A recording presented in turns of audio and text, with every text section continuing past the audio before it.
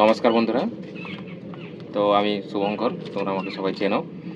অনেকেই আমাকে কমেন্ট করে জানিয়েছো যে দাদা জিকে কীভাবে পড়বো, জিকেতে নম্বর বাড়ছে না, জিকের কোন টপিকগুলো ফলো করা দরকার আছে, এবং জিকেতে 25-এর মধ্যে 10 থেকে 12-র বেশি নাম্বার আসছে না।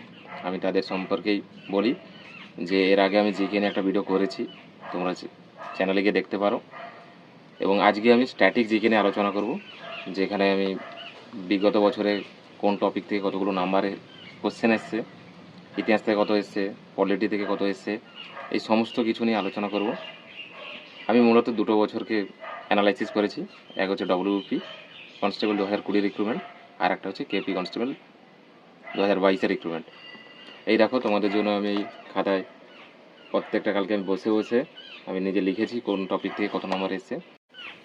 প্রথমেই আলোচনা করছি ডব্লিউপি 2020-র প্রিলিমসে 50 নম্বরের জিকে থাকে, প্রত্যেকেই জানো। এখান থেকে স্ট্যাটিক জিকে এসেছিলো 15 নম্বরে, এবং সায়েন্সের পার্ট থেকে। এখানে একটা কথা বলে রাখি, 2020-র ডব্লিউপি এবং 2022-এর কেপি আমি অ্যানালাইসিস করে দেখলাম প্রিলিমস এবং মেন্সের কোশ্চেন, যে সায়েন্সটা কিন্তু অনেকটাই রোল প্লে করছে। কারণ এখানে আমি বলবো অনেক নাম্বার থাকছে, এবং পরবর্তীকালে একটা ভিডিও আনবো যেখানে সায়েন্সের কোন কোন টপিক পড়া দরকার। দেখো, সায়েন্সে এসেছিলো ফিজিক্স থেকে 3টে কোশ্চেন, কেমিস্ট্রি থেকে এসেছিলো 2টো কোশ্চেন, আর বায়োলজি থেকে এসেছিলো 3টে কোশ্চেন। তাহলে টোটাল যদি দেখা যায় 3 3 6 দিয়ে 8 নাম্বার। টোটাল সায়েন্স থেকে কিন্তু 8 নাম্বার ছিল তোমাদের। এরপরে হিস্ট্রিতে থাকে এসেছিলো 12 নম্বরে। এবার এখানে বলে রাখি, হিস্ট্রি বলতে প্রাচীন ভারত, মধ্য ভারত এবং আধুনিক ভারত। সব থেকে বেশি কোশ্চেন এসেছিলো আধুনিক ভারত থেকে। এবং কোন টপিকে, তোমরাও যদি কোশ্চেনটা দেখবে ওই অধিবেশন, জাতীয় কংগ্রেসের যে অধিবেশন, এই সংক্রান্ত কিন্তু দুটো পরীক্ষাতে, প্রায় প্রত্যেকটা পরীক্ষা থেকে 2 থেকে 3টে কোশ্চেন এসছে। তাহলে হিস্ট্রিতে হচ্ছে 12 নম্বর, জিওগ্রাফিতে হচ্ছে 5 নম্বরের কোশ্চেন এসছে, পলিটি থেকে একটা এসছে, কারেন্ট অ্যাফেয়ার্স থেকে 8টা এসছে। এবং এখানে বলে রাখি, কারেন্ট অ্যাফেয়ার্সে কিন্তু সব থেকে বেশি আছে খেলাধুলা থেকে, যেগুলো রিসেন্ট খেলাধুলা হচ্ছে, কোন দেশ জয়লাভ করেছে, কী পুরস্কার পেয়েছে, আর একটা হচ্ছে কোন কে কে নিয়োগ হয়েছে, এই রিসেন্ট কে কোন পদে নতুনভাবে নিয়োগ হয়েছে, বা কোন পুরস্কার কাকে দেওয়া হয়েছে, এই সংক্রান্ত হচ্ছে সবথেকে বেশি কারেন্ট অ্যাফেয়ার্স এসছে।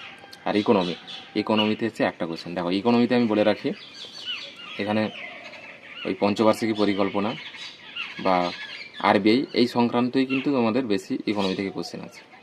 এরপরে আছে ডব্লিউপি 2020 মেন্সে। দেখো, ডব্লিউপি 2020 মেন্সে টোটাল জিকে ছিল 25 নম্বরে, আমরা জানি। স্ট্যাটিক জিকে ছিল 6টা, সায়েন্সের ফিজিক্সের কোনো কোশ্চেন আছে না, কেমিস্ট্রি থেকে একটা এসছে, আর বায়োলজি থেকে 2টো এসছে। এবার আছে হিস্ট্রিতে 6টা কোশ্চেন আসছে। জিওগ্রাফি থেকে 8টা কোশ্চেন আছে। দেখো, অনেকটাই কোশ্চেন বেশি এসেছে। জিওগ্রাফি থেকে 8টা, পলিটি থেকে একটা, কারেন্ট অ্যাফেয়ার্স থেকে একটা। কারেন্ট অ্যাফেয়ার্স মোটামুটি তোমরা পরীক্ষা যেদিনকার হবে তার আগের 6 মাস কি বা ওই বছরটাতে একটু ভালো করে দেখে রাখবে। হট টপিক হচ্ছে খেলাধুলা, আর কে কোন ক্ষেত্রে পুরস্কার দেওয়া হয়েছে, এটা একটু ভালো করে দেখে রাখবে। এরপর আসি কলকাতা পুলিশ প্রিলিমসে 2022-এ যে রিক্রুটমেন্টটা হয়েছিল, তার টোটাল জিকে ছিল 40 নম্বরে।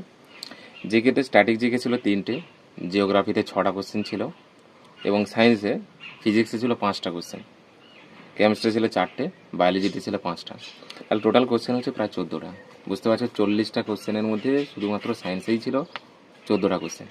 এবং এখানে কিন্তু কোশ্চেনগুলো কিন্তু প্রত্যেকটা ডিফিনেশান বেস, একটা সংজ্ঞা তুলে দিয়েছে একে কী বলে, এইরকম কোশ্চেন দিয়েছে। পরবর্তীকালে আমি স্ট্যাটিক জিকে নিয়ে আলোচনা করছি এই ভিডিওতে। ইতিহাস থেকে এসে 10টা, পলিটি থেকে এসে 2টো, ইকোনমি থেকে এসে 3টে, আর কারেন্ট অ্যাফেয়ার্স থেকে এসে 2টো। তাহলে এই ছিল টোটাল 40 নম্বরে। এরপরে আসি কলকাতা পুলিশ মেন্স 2022-এ, যেটা জিকে ছিল 25 নম্বরে। এখান থেকে এসছে স্ট্যাটিক জিকে 5টা, জিওগ্রাফি 2টো, ফিজিক্সে 3টে কোশ্চেন এসছে, কেমিস্ট্রি 3টে, বায়োলজি 2টো। দেখো, এখানেও সায়েন্সের কিন্তু 6 দিয়ে 8 নাম্বার কিন্তু সায়েন্সের কিন্তু থাকছে। সায়েন্সটা কিন্তু অনেকটাই ভারিত্ব বাড়ছে আগের থেকে, যেটা আগে সায়েন্স থেকে অত কোশ্চেন দেওয়া হতো না, কিন্তু এখন কিন্তু পুলিশের এক্সামগুলোতেও কিন্তু সায়েন্সের প্রচুর কোশ্চেন আসছে। ইতিহাসে দেওয়া হচ্ছে 7টা, পলিটি ইকোনমি থেকে কোনো কোশ্চেন আসেনি, আর কারেন্ট অ্যাফেয়ার্স থেকে হচ্ছে 3টে। এই হচ্ছে টোটাল আমি আমার যে ডব্লিউপি প্রিলিমস এবং মেন্স, কেপি প্রিলিমস এবং মেন্সের টোটাল জিকে কত নাম্বার কোথা থেকে এসছে। এরপরে আমরা দেখব স্ট্যাটিক জিকে কোন কোন টপিকগুলো পড়া দরকার। স্ট্যাটিক জিকে মূলত এখানে আছে 20 থেকে 25টা টপিক। এই টপিকগুলো পড়লেই তোমার অ্যানাফ। এখান থেকে কোশ্চেন প্রত্যেক বছর ঘুরিয়ে ঘুরিয়ে আসে। প্রথম যে টপিকটা দেখো তোমাদের জন্য কিন্তু আমি এইভাবে প্রত্যেকটা টপিক কিন্তু আমি লিখে রেখেছি। দেখো প্রথম টপিকটা হচ্ছে জাতীয় উদ্যান, অভয়ারণ্য, বাঘ সংরক্ষণ কেন্দ্র। দেখো জাতীয় উদ্যান থেকে কিন্তু প্রায় কোশ্চেন আসে, এটা বলতে পারো ভূগোলেরই পার্ট। দেখো ইতিহাস, ভূগোল, পলিটি সমস্ত কিছুই জিকের মধ্যেই পড়ে। জাতীয় উদ্যান থেকে কিন্তু কীরকম কোশ্চেন আসে বলবে, একটা জাতীয় উদ্যান তুলে দেবে, ধরো শিমলিপাল জাতীয় উদ্যান কোথায় দেখতে পাওয়া যায়, ভিতরকণিকা ন্যাশনাল পার্ক কোথায় দেখতে পাওয়া যায়, বা কোন রাজ্যে দেখতে পাওয়া যায়, কোন পশু সংরক্ষণ হয়, পাপিকোন্ডা ন্যাশনাল পার্ক কোন রাজ্যে দেখতে পাওয়া যায়, এই ধরনের কোশ্চেন। এটা এছাড়াও বলতে পারবে, চারটে অপশান তুলে দেবে, বলবে যে নিম্নলিখিতগুলো উড়িষ্যা রাজ্যে কোনটা দেখতে পাওয়া যায়, এইভাবেও দিতে পারে। বা বৃহত্তম ন্যাশনাল পার্ক এবং ইউনেস্কো ওয়ার্ল্ড হেরিটেজ সাইট পেয়েছে, এই সংক্রান্ত। এরপর বাঘ সংরক্ষণ কেন্দ্র টোটাল 52টা, পরবর্তীকালে মনে হচ্ছে বেড়েছে। এই বাঘ সংরক্ষণ টাইগার রিজার্ভ যে কেন্দ্রগুলো রয়েছে কোন রাজ্যে দেখতে পাওয়া যায়। 2 নম্বর টপিকটা হচ্ছে কোন নদীর পাশে কোন কোন শহর অবস্থিত, সেটা ভারতের তো অবশ্যই আগে পড়তে হবে, এছাড়াও ভারতের বাইরে যে বিশ্বের ক্ষেত্রে দেখতে পারে। যেমন কি পড়ে, ধরো সরজু নদীর তীরে কোন শহর গড়ে উঠেছে, গঙ্গা নদীর তীরে কোন শহর গড়ে উঠেছে, শতদ্রু নদীর তীরে কোন শহর গড়ে উঠেছে। এভাবে না দিয়ে একটা শহরের নাম তুলে দেবে, বলে নিম্নলিখিত কোন নদীর তীরে গড়ে উঠেছে, এভাবে কোশ্চেন আসতে পারে। বিগত বছরে এসছেও। আবিষ্কার ও আবিষ্কারকের নাম এটা তুলে দেবে, এটা কি আবিষ্কার করে, বিজ্ঞানীর নাম। যেমন কেপিতেই পড়েছিল পেনিসিলিন কে আবিষ্কার করে, এখান থেকে কোশ্চেন আসতে পারে। এরপরে যেটা আছে রাজ্য রাজধানী, এখান থেকে কেমন কোশ্চেন আসে, যে ভারতের যে টোটাল 28টা রাজ্য রয়েছে সবগুলো রাজধানী, ওই রাজ্যগুলোকে কত সালে ভেঙে নতুন রাজ্য তৈরি করেছে সেটা পড়ে। অলরেডি আমাদের ডব্লিউবিতেই এসেছিল ছত্তিশগড়ের রাজ্যের রাজধানীর নাম কি, বা ভেঙে ঝাড়খণ্ড রাজ্য তৈরি করা হয়েছে। এইভাবে কোশ্চেন কিন্তু প্রায় প্রত্যেক বছর ঘুরি ঘুরিয়ে আসে। এছাড়া রাজ্য রাজধানীর বাইরেও যেগুলো ভারতের বাইরে অর্থাৎ বিশ্বের যে দেশগুলো রয়েছে তাদের রাজধানী, এটা কিন্তু খুব ভালো টপিক একটা। যেমন কেপি মেনসে ছিল ব্রাজিলের রাজধানীর নাম কি, এটা আছে সহজেই আমরা জানি, এটা ব্রাজিলিয়া। এরপরে হচ্ছে বিভিন্ন দিবস। বিভিন্ন দিবস বলতে জানুয়ারি থেকে ডিসেম্বর মাস পর্যন্ত কোন দিন কী জন্য পালন করা হয়, এটা কিন্তু কোশ্চেন আছে। যেমন জলাভূমি দিবস কোন দিনটাকে পালন করা হয়, কিংবা ব্রেইল দিবস কবে পালন করা হয়, ক্যান্সার দিবস কবে পালন করা হয়, এই সংক্রান্ত। যেমন পুলিশেরই পরীক্ষাতে এসেছে ডব্লিউপিতে, যে পুলিশ দিবস কবে পালন করা হয়, 16ই সেপ্টেম্বর, এটা আমরা প্রত্যেকেই জানি। এরপরে একটা ভালোই হট টপিক হচ্ছে আত্মজীবনীমূলক গ্রন্থ। এটা তো একদম ভিভিয়ে লিখে রাখতে পারো, অলরেডি 2টো কোশ্চেন পড়েও গেছে। সানি ডেজ কার আত্মজীবনীমূলক গ্রন্থ, Sunil Gavaskar. Wings of Fire কার আত্মজীবনীমূলক গ্রন্থ, এটাও পরীক্ষায় এসছে। অ্যান্সার কী হবে, এপিজে আব্দুল কালাম। তাহলে এই আত্মজীবনীমূলক গ্রন্থ এটা কিন্তু ভালো করে দেখে রাখতে হবে। এছাড়া আছে বই ও লেখক। দেখো বই ও লেখক এই টপিকটাতে আমি বলে রাখি, ঐতিহাসিক বই হতে পারে, যেমন বলবে ইন্ডিকা কার লেখা, কিতাবুল রায়লা কার লেখা, এইভাবে দিতে পারে। বা ইমন বতুতার লেখা বইটির নাম কি, এটাই ঐতিহাসিক কোনো গ্রন্থ হলে। এছাড়া বাংলার যদি কোনো গ্রন্থ হয়, একটা উপন্যাস তুলে দেবে কার লেখা। যেমন ডব্লিউপিতে প্রিলিমসে এসেছিল 2020-তে, প্রথম প্রতিশ্রুতি কার লেখা, এটা একটা কোশ্চেন দিতে পারে। দিয়েও ছিল মেঘনাদবধ কাব্যটি কার রচনা, কালবেলা উপন্যাসটি কে রচনা করেছিলেন, এগুলো কিন্তু অলরেডি কোশ্চেন পড়ে গেছে। তাহলে বাংলার উপন্যাস সংক্রান্ত বিভিন্ন ব্যক্তিত্ব, বিখ্যাত ব্যক্তি যারা রয়েছে তাদের প্রত্যেক বছর কী কী বই লিখছেন সেগুলো দেখে রাখতে হবে। 8 নম্বরে আছে খেলা সম্পর্কিত। দেখো এটা একটা খুব ভালো টপিক, কারেন্ট অ্যাফেয়ার্সের জন্যও তাই এবং স্ট্র্যাটেজিকের জন্যও তাই। খেলা সম্পর্কিত হচ্ছে খেলার বিভিন্ন ট্রফি, কোন খেলায় কোন ট্রফি দেওয়া হয়, একটা ট্রফি তুলে দেবে, বলবে এটা কোন খেলার সাথে সম্পর্কিত। আর একটা যেটা আছে খেলায় বিভিন্ন শব্দ। দেখো এটা খুব একটা ভার্স, এটা করতেও পারো, না বলে ছেড়ে দাও, এটা থেকে খুব একটা কম কোশ্চেন আছে। কেপিতে একটা এসেছিলো, এটা খুব একটু কঠিনও, খেলায় বিভিন্ন শব্দ যে একটা নাম তুলে দেবে এটা কোন খেলার সাথে যুক্ত। যেমন এসেছিল ক্যাডি, ক্যাডি খেলার শব্দটি কোন খেলার সাথে যুক্ত, এটা কেপি মেন্স এসেছিল। এরপরে 9 নম্বরে আছে নদী প্রকল্প, নদী বাঁধ, কোন প্রকল্পটি কোন নদী তীরে গড়ে উঠেছে, কোন বাঁধটি কোন নদীর তীরে গড়ে উঠেছে, এটা থেকে কোশ্চেন আছে। অলরেডি কেপি প্রিলিমস এসেছিল মনে হচ্ছে, যে ভাগড়া নাঙ্গাল বাঁধ জল বিদ্যুৎ প্রকল্পটি কোন নদীর তীরে গড়ে উঠেছে, সবাই জানি শতদ্রু নদীর তীরে।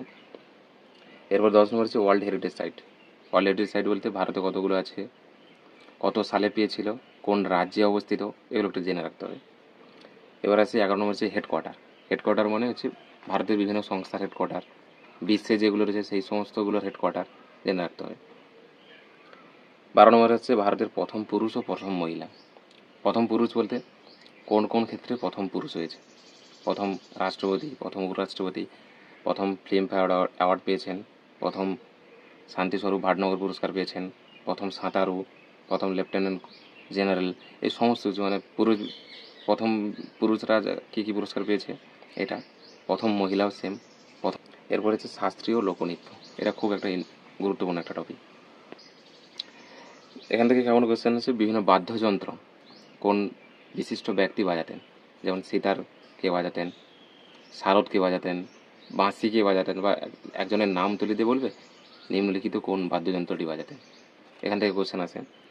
এবং লোকনৃত্যের বিভিন্ন ব্যক্তিবর্গ, ডান্স ফর্ম, কোন রাজ্যে কোন ডান্স দেখতে পাওয়া যায়, এবং ওই ডান্সগুলো যে কয়েকজন ব্যক্তি করতেন, বিখ্যাত ব্যক্তি, তাদের নামগুলো, এটা করলে। এরপরে আসে স্মৃতিস্তম্ভ স্থাপত্য। স্মৃতিস্তম্ভ স্থাপত্য বলতে বিখ্যাত স্মৃতিস্তম্ভগুলো কোন রাজ্যে অবস্থিত, কে বানিয়েছিলেন, কত সালে বানিয়েছিলেন, কার উদ্দেশ্যে বানিয়েছিলেন, এই সময় যেমন বুলন্দোয়ার রাজা কে তৈরি করেছিলেন, কত সালে করেছিলেন, আড়াইদোয়ার রাজা কে তৈরি করেছিলেন, কত সালে করেছিলেন, এই সমস্ত কিছু। এটা এক প্রকার ইতিহাসেরও টপিক বটে। এরপরে আসছে 15 জলপ্রপাত ও নদী, কোন নদীর তীরে কোন জলপ্রপাত গড়ে উঠেছে, এই সমস্ত কিছু, এবং এগুলো সবগুলো যেন ভারতের জন্য হয়। এরপরে আসছে আন্তর্জাতিক সীমা, বিভিন্ন দেশের সাথে আন্তর্জাতিক যে সীমানা, যেমন ভারত পাকিস্তান বর্ডার লাইনকে কী বলে, এই সমস্ত কিছু আন্তর্জাতিক সীমানা। এরপরে যেটা আছে বিভিন্ন বৈদ্যুতিক যন্ত্র এবং তার ব্যবহার, যারা ভূমিকম্প মাপা যন্ত্রের নাম, কিংবা রক্তচাপ নিয়ন্ত্রণ করার যন্ত্রের নাম, বায়ুর চাপ মাপা যন্ত্রের নাম, এই সমস্ত কিছু। এরপর হচ্ছে 18 নম্বর হচ্ছে বিভিন্ন বিপ্লব। বিভিন্ন বিপ্লব বলতে হচ্ছে সবুজ বিপ্লব কিসের সঙ্গে সম্পর্কিত, শ্বেত বিপ্লব, ধূসর বিপ্লব, এই এই এই টপিকটা এখান থেকেও কোশ্চেন আছে। এরপরে হচ্ছে পুরস্কার, এটা খুব ইম্পর্টেন্ট, এটা নোট করে রাখো। পুরস্কার, পুরস্কার মানে হচ্ছে কোন ক্ষেত্রে কী পুরস্কার দেওয়া হয়, এই বছর কী পুরস্কার দেওয়া হয়েছে, ওই পুরস্কার প্রথম কে পান, কত সালে চালু হয়, এই সমস্ত কিন্তু যাবতীয় তথ্যাদি কিন্তু এখানে তোমাকে নোটস বানিয়ে রাখতে হবে, এবং এগুলোই কিন্তু পড়ে যেতে হবে, বারবার রিভিশনও দেবে। এরপরে হচ্ছে ভারতীয় গবেষণা কেন্দ্র, ধান গবেষণা কেন্দ্র কোথায় অবস্থিত, গম গবেষণা কেন্দ্র কোথায় অবস্থিত, এগুলো গবেষণা কেন্দ্র। এরপরে আছে হ্রদ, এটা একটা ভূগোলেরই পার্ট। হ্রদ হচ্ছে ভারতের বৃহত্তম হ্রদ, ক্ষুদ্রতম হ্রদ, কোন হ্রদ কোন রাজ্যে অবস্থিত, স্বাদু জলের কয়েকটা হ্রদের নাম, লবণাক্ত জলের হ্রদের নাম। এরপরে আছে জাতিসংঘ। দেখো জাতিসংঘ থেকে আগে তেমন কোনো কোশ্চেন আসতো না, ইরানি কিন্তু জাতিসংঘ থেকে কোশ্চেন আছে। জাতিসংঘের কতগুলো পার্ট রয়েছে, কোন পার্টে কতগুলো মেম্বার থাকে, এবং প্রত্যেকটার হেডকোয়ার্টার কোথায়, এই সংক্রান্ত কোশ্চেন আছে। এরপরে আছে ভারতের বিখ্যাত তীর্থস্থান, তীর্থস্থানগুলোকে ভালো করে দেখে রাখতে হবে কোন রাজ্যে কোন তীর্থস্থান রয়েছে। এরপরে হচ্ছে বিভিন্ন প্রিন্টিং, যেমন মধুবনীর প্রিন্টিং কোন রাজ্যে দেখতে পাওয়া যায়, ডব্লিউবি প্রিলিমসে একটা এসেছিল কলমকারি আর্ট, কোন রাজ্যে দেখতে পাওয়া যায়। এরপরে যেটা হচ্ছে পশ্চিমবঙ্গের বিভিন্ন প্রকল্প, পশ্চিমবঙ্গ সরকারের যে প্রকল্পগুলো রয়েছে, কত সালে তৈরি হয়েছিল, কী উদ্দেশ্য তৈরি হয়েছিল, সেগুলো একটু ভালো করে দেখলেন। যেমন ডব্লিউপি প্রিলিমসে এসেছিল কন্যাশ্রী প্রকল্প কত সালে চালু হয়।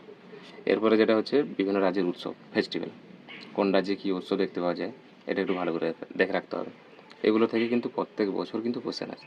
এই মোট টোটাল 26টা আমি টপিক বললাম, টপিকগুলো বারবার রিভিশন করো, এগুলো নোটস বানিয়ে রাখো, এইগুলো কি বারবার দেখো, এইগুলো থেকে কোশ্চেন কিন্তু বারংবার ঘুরে আসে।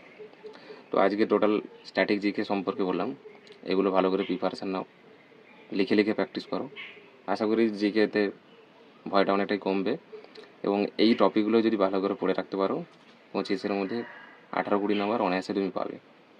তো ভিডিওটা কেমন লাগলো জানিও, ভালো লাগলে লাইক শেয়ার কমেন্ট করো, দেখা হবে অন্য কোনো টপিক নিয়ে।